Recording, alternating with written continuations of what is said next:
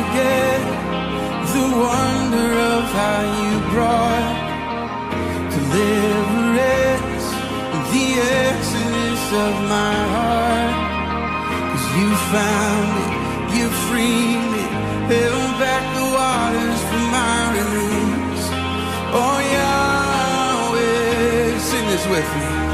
'Cause you're the God who fights for me, Lord of every victory. Hallelujah, hallelujah. You have torn apart the sea, you have led me through the deep. Hallelujah, hallelujah.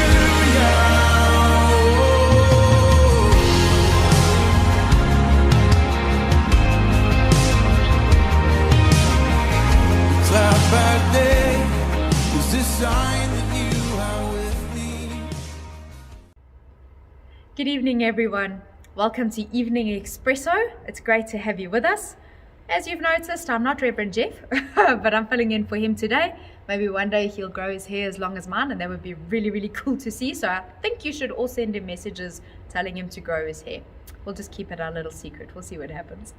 But it's wonderful for me to be with you tonight, sharing with you, and I really pray that we just get into something that's really relevant tonight.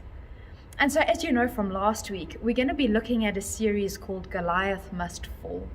And I really encourage you, if you haven't heard the talks by Louis Giglio and you haven't kind of looked at some of the resources, when we've finished going through the series, go and have a look at them.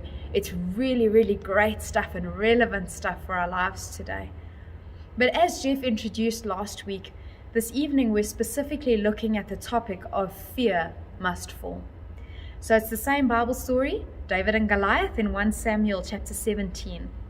And I want to pick up on something that Jeff mentioned last week, which is when David was standing in front of Goliath and says, "You come at me with might and power, but I come by the Spirit of God." And that is what we are doing tonight, and that is what we need to do when we face the fear in our lives. We are going with the Spirit of God. And so as we look at the topic of fear must fall, I want to suggest tonight that fear taunts us.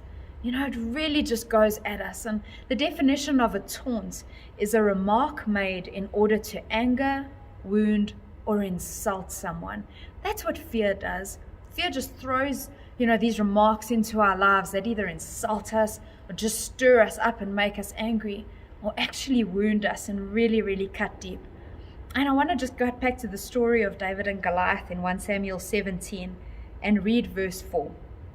It says, "Then Goliath, a Philistine champion from Gath, came out of the Philistine ranks to face the forces of Israel. He was over 9 feet tall." Now that's from the NLT translation. Let me tell you, the NIV just says he was 6 cubits and a span high. That just makes absolutely no sense. Slightly more mature will understand the whole 9 feet thing. Besides me looking at my feet and trying to picture 9 of them, I had to go and convert that.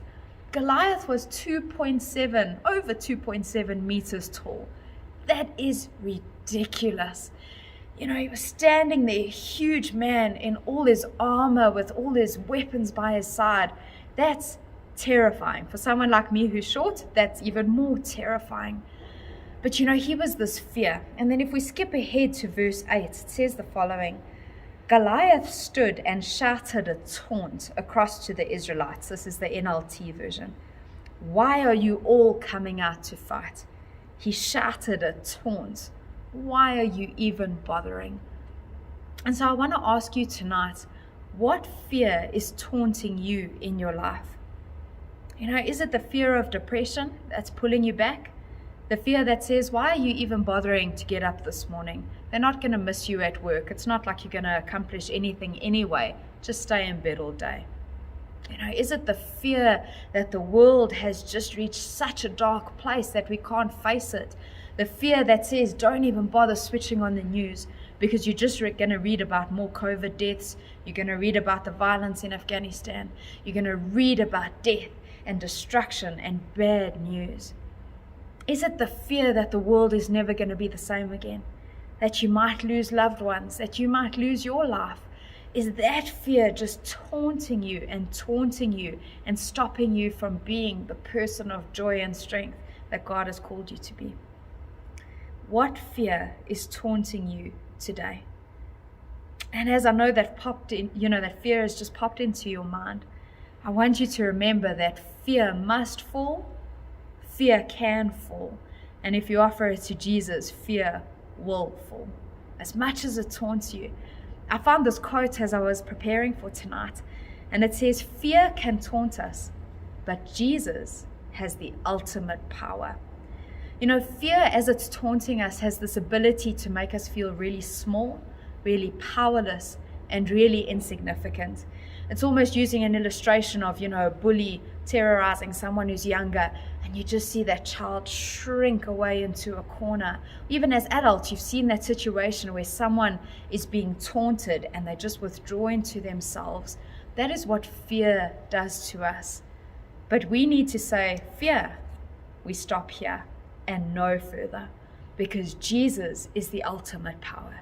Jesus is the one who can help us overcome, who can give us the strength, who can give us what we need. And so tonight I want to just say that instead of focusing on our fears, we need to take our fears and make them focus on Jesus. So if your fear is of, losing family members or yourself getting sick, that is something that you need to take and go to Jesus and say, Lord, this is taunting me. This is wrecking my mind. This is just playing mind games. It's really upsetting me. I need you to bring your peace. I need to look at this fear through you. I need to just submit it to you so that I can deal with it in a way that is empowering, that is strengthening, and that is glorifying to you. And so as you think about the fears in your life and practical ways of letting Jesus help you overcome them, I just want to talk about a little story that I read when I was a child, but when I was an adult as well. I've still got the book at home. It's called The Saga of Baby Divine, and it's about this little girl, and it's quite cute because she's born with like a curl of red hair and wearing high heels, and some of you just wouldn't get it, but it's great. And in this story, the villain is called Fear. And as much as Baby Divine is this little girl, Fear is this absolute beast. He is scary. He has a booming voice, and Fear follows Baby Divine around. She's just been born. She's just discovering the wonders of the world. And fear comes in and starts taunting her. You're just a kid. You'll never amount to nothing. Look, even your parents aren't looking for you. You're on your own. And you watch Baby Divine shrink. But then she meets these three characters who teach her that fear might follow you around in your life, but it doesn't have to control you. And eventually Baby Divine defeats fear by actually laughing at him. She giggles in his face, and the more she just gets louder and louder, fear starts cowering. And that is what we need to recognize in our life. Fear can definitely fall and will when we bring Jesus into the mix. When we stop just thinking of Jesus as this concept, as this person who's far away and is not interested, but as our friend and our defender and our strength and our God, who is standing at our side going, no, we will defeat this together. Fear will fall. It has no place in your life. And so as we close tonight, I really just pray that whatever has popped into your mind, you would say, stop here and no further. You would take that fear and all its taunts and you would bring it before Jesus, and you would allow him to work what he needs to work in your life to overcome that. Thank you so much for joining us. We'll see you next week. Hope you have a blessed evening. Fire by night is a guiding light to my feet. You found me, you freed me.